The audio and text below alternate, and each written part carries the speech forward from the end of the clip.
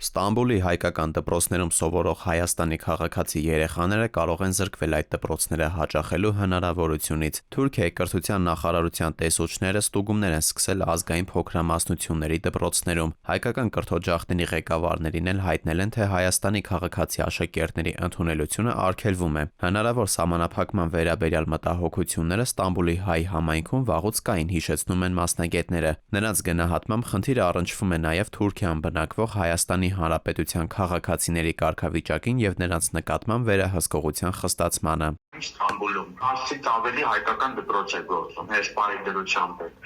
որտեղ չէր թույլատրվում Հայաստանի քաղաքացիներին այդ դպրոցներում ներգրավվել։ Չի համար, որովհետև այդ դպրոցները ֆինանսավորում եւ ֆինանսական աջակցություն են ստանում Թուրքիայի կառավարության կողմից։ Իսկ Հայաստանի քաղաքացիները հիմնականում անլեգալ են գտնվում այնտեղ։ 2012 թվականից ի դեպ գործում էր կարգավորում, որով օտարերկրացի երեխաները հնարավորություն ունեին այսպես կոչված հյուրաշակերտի կարգավիճակով սովորել ազգային փոքրամասնությունների դպրոցներում, թեպետ առանց ավարտական դիպլոմ ստանալու իրավունքի։ Ըստ թուրքագետների, խնդիրը սկսվել է դեռևս 1990-ականների վերջից, երբ աշխատանք փնտրող Հայաստանի քաղաքացիների մի մասը Թուրքիայում մնացել էր առանց օրինական կացության կարգավիճակի։ Թուրքիան տալիս էր վիզա, որը ոչ աշխատանքային, 1 ամսով, Հայաստանի քաղաքացին գնում էր Թուրքիա, մի ամսվա ժամկետն անցնում էր, ինքը մնում էր այնտեղ, իրենք փաստորեն 2-3 առումով խոցել են։ Առաջինը այնտեղ ոչ լեգիտիմ կարգավիճակով են, երկրորդ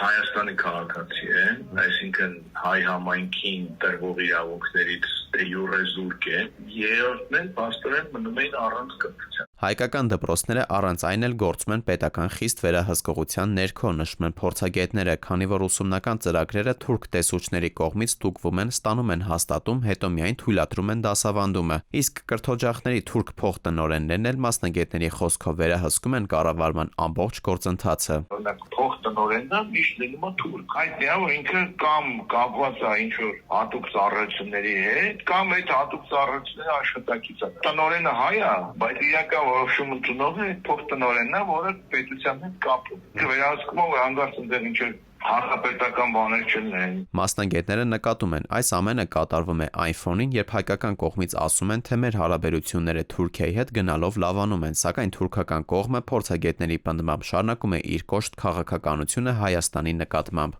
Մեր կողմից պետք է դիվանագիտական խորհուրդներով փորձել թուրքերի հետ ամեն դեպքում լեզու գտնել, պետք է բանակցություններ սկսի որոշակի մեղմացումներ ակնկալելով, էլի, որովհետև մեր են այդ երեխաները ամեն դեպքում մեր քաղաքացիներն են, կապ չունի դե հիմա այնտեղ են գտնվում, բայց նրանք կրթության իրավունքից զրկելը մեծ սխալ կլինի։ Հյուր-աշակերտի կարգավիճակի վերացումը կարող է տարիներ շարունակ գործող կրթական հնարավորությունից զրկել Հայաստանի քաղաքացի երեխաներին։ Մասնագետների գնահատմամբ խնդիրը միայն նրանց իրավական կարգավիճակին չի վերաբերում, այն նաև Թուրքիայում հայկական կրթական միջավայրի նկատմամբ վերահսկողության խստացման հերթական դրսևորումն է։ Դավիթ Թադևոսյան, ժամը լրատվական։